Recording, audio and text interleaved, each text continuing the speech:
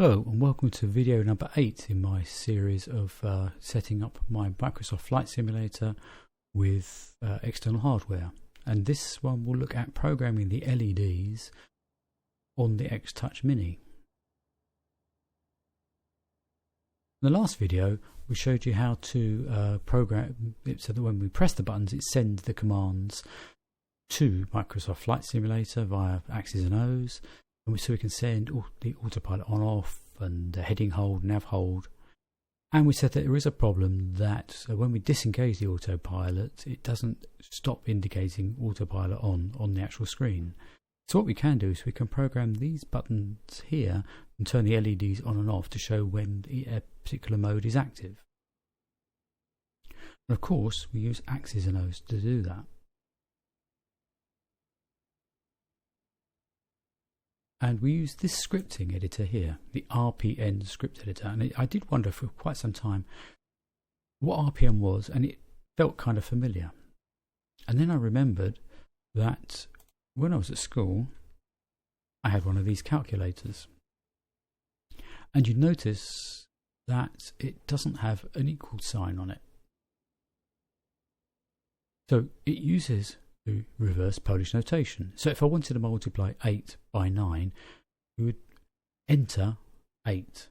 We would enter 9. So you have the two numbers in that you wanted, and then tell it the function at the end. Rather than pressing equals, you press multiply. If I wanted to divide 6 by 5, it'd be 6, enter, 5, divide. And that's the kind of notation that we're going to use in the script. So let's see what we're trying to achieve. This is the section in the instructions about MIDI out. And what it says is to send MIDI, which is the equivalent of musical information normally, we would send a velocity. So in the musical world, that will be how hard you press the key or how hard you hit the drum. We're going to send a velocity via MIDI to device ID. Every single device, MIDI device you plug in, gets given an ID, and you can find that in Axis and Ohs by looking at the hardware and show the MIDI devices. Now my X-Touch MIDI is plugged in, switched on, so it has to be there and active, and you can see it's been given ID 7, and that remains constant. That doesn't change, so you don't have to keep adjusting your script. Device 7, and we're going to send the action as if we pressed a key, so that'll be the note on action. And it needs to send it down one of the MIDI channels. And we can find out which MIDI channel by looking at the X-Touch editor, and it says it's listening on global channel 1. So in my case,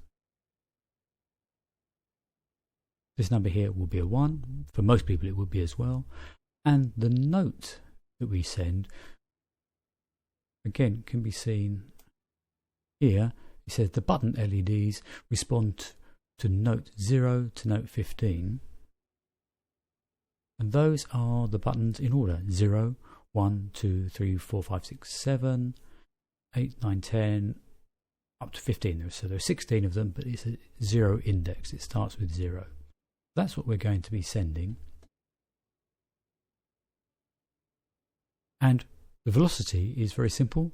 0 is off, 1 is on, 2 is blinking if you really need it to blink, and any number higher doesn't work at all. So we're going to be sending zeros and ones, offs and ons. And this is the logic we're going to use here. So in their case, if we wanted to show whether the autopilot was on or off, this is how we test it. This is the reverse Polish notation. They're the two numbers that we're going to look at: the value of the variable, the 0, and compare it. Is that equal to that? Is it equal to 0? If it is equal to 0, send a 0. There's the 0, and that's where we send it. Else, send a 1. Of course, these numbers will be different. Mine's a 7, theirs is 11, but that's how it's going to work. Okay, so let's try it in action.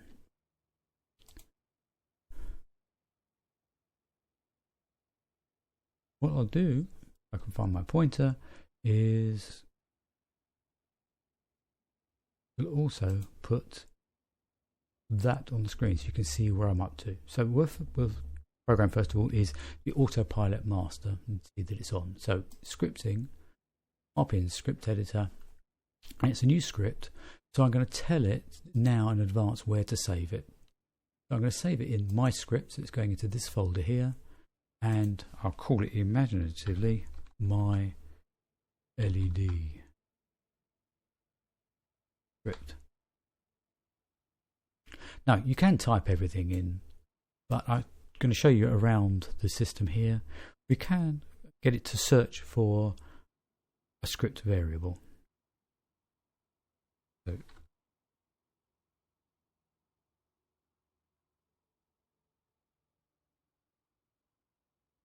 autopilot,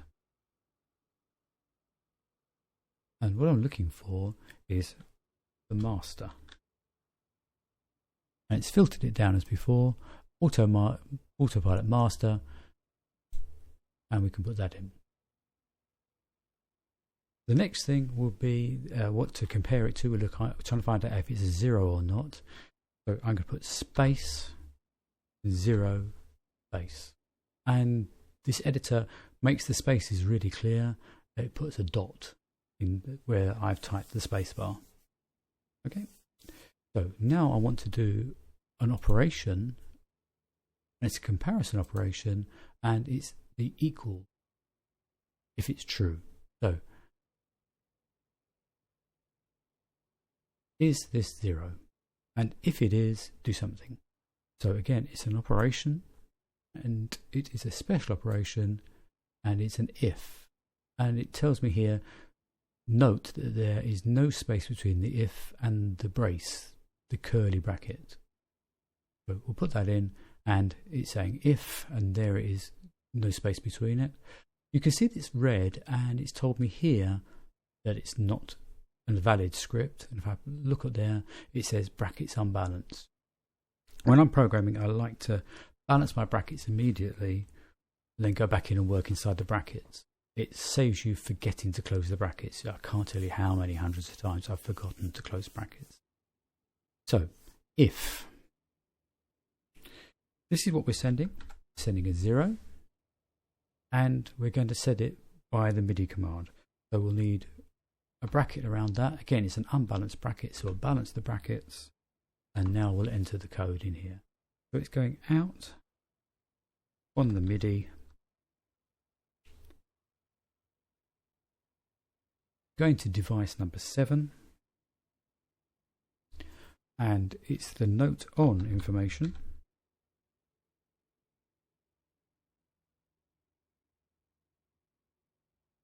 Going over channel 1,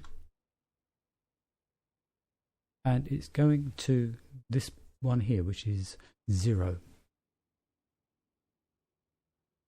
Okay, so that's where it's going. If it's not the 0,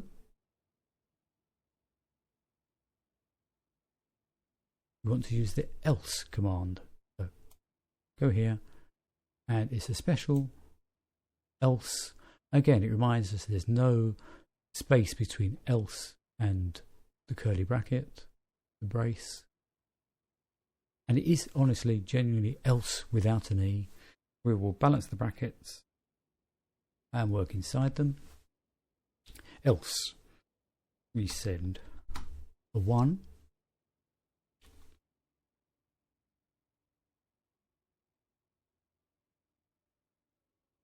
Out through MIDI to device 7, the note on command,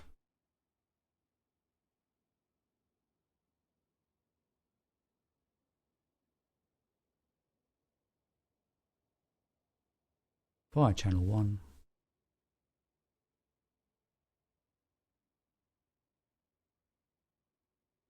and we're sending a 1.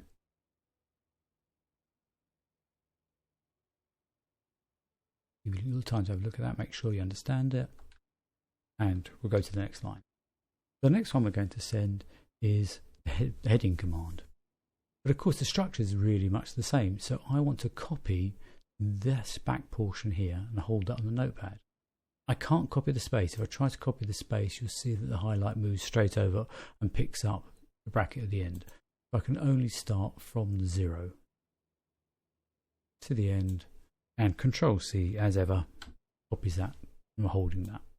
So I want to go to here and insert the next variable that we're looking for, and that's the heading lock. So insert a sim, an autopilot, and it's part of the heading, and it's the heading lock. So we'll put that in, and now I'm going to paste the rest in. So I have to type the space, paste the rest, and this is going to be for LED 1. So just change that. Right, made my mistake on the previous one. That should still be 0. That should be 1. That's fine. I forgot that that's the value we're sending, and that's the destination.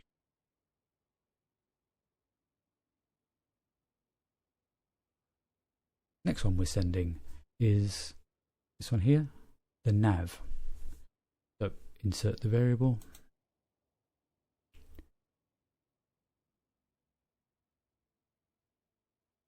autopilot, nav,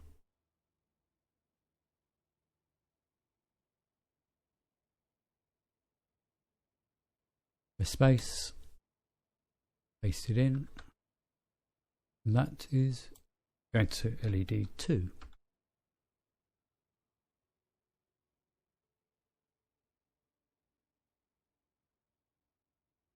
Next one, LED 3 is approach mode.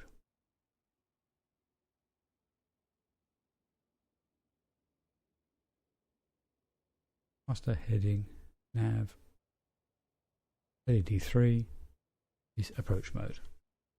So we'll insert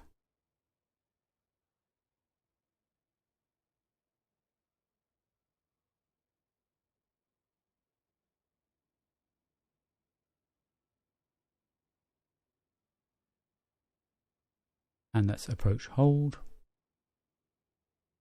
space, paste,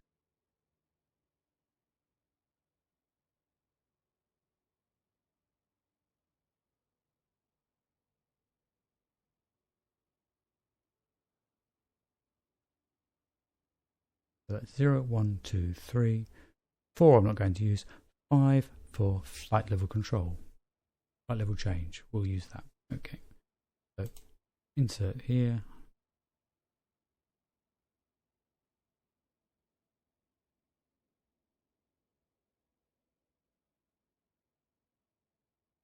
flight level change, press space, insert, and that is 0, 1, 2, 3, 4, 5.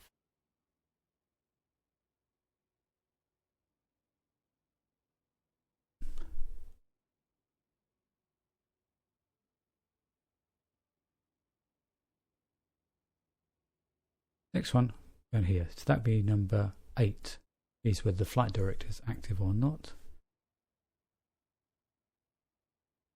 And that's the same filter, flight director active, space, paste. Go for number 8.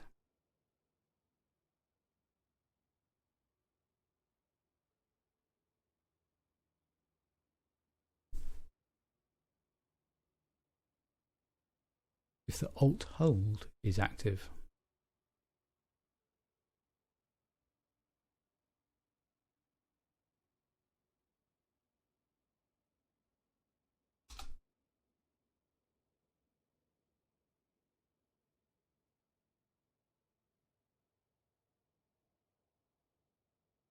so is the lock active? Space, paste, and that is number 9.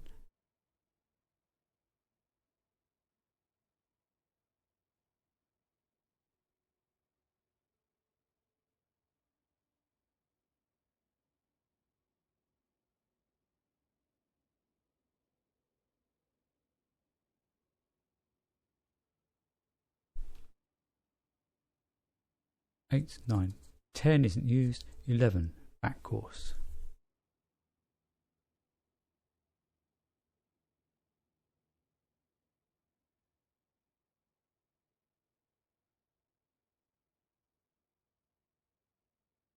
Back course hold, base, paste, 8, 9, 10, that's back course is number 11.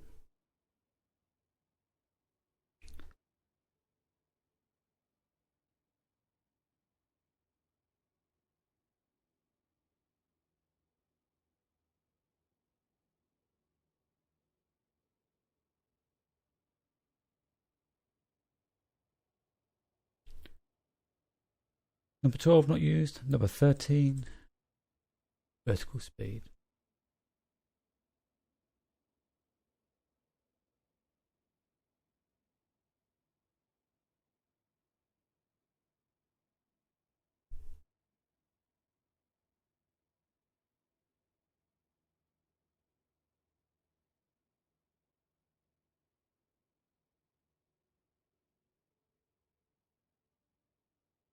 And that's the vertical hold,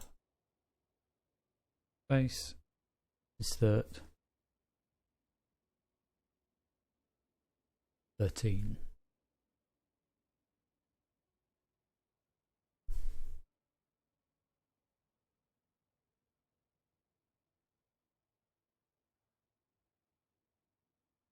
And that's all done.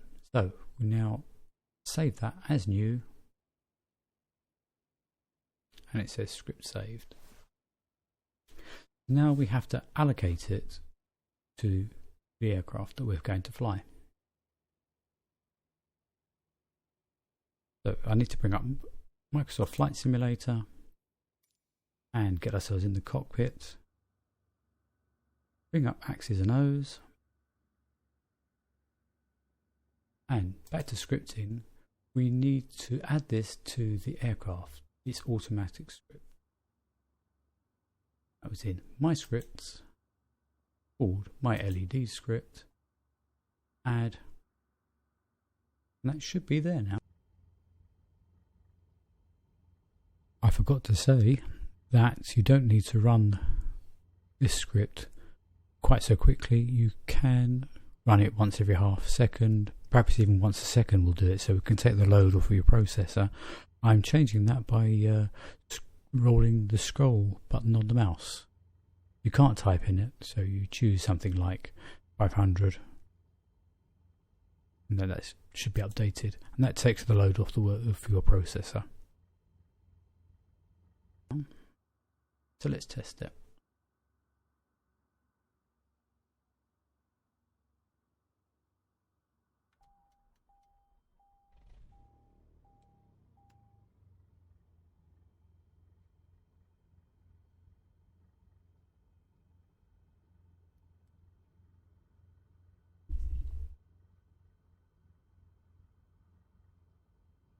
I'll turn the autopilot on.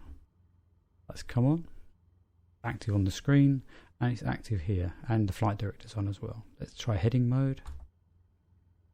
There's heading mode, active, deactivated. Turn the autopilot off, that goes off. Flight director goes off. You can see the autopilot is still lit on the screen, but it's accurate here. There's the VOR mode. Let's choose a flight level for it to change to, turn it into flight level change mode, that's working, lights on, vertical speed mode, altitude hold, but everything there is working. Okay, so that's it for scripting. Just before we go, I was going to just show you one or two things I discovered while doing this that could be useful. Let's get out.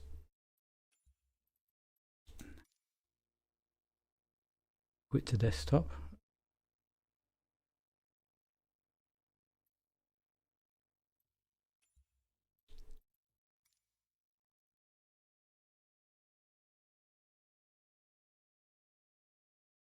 Axis and Ohs needs to be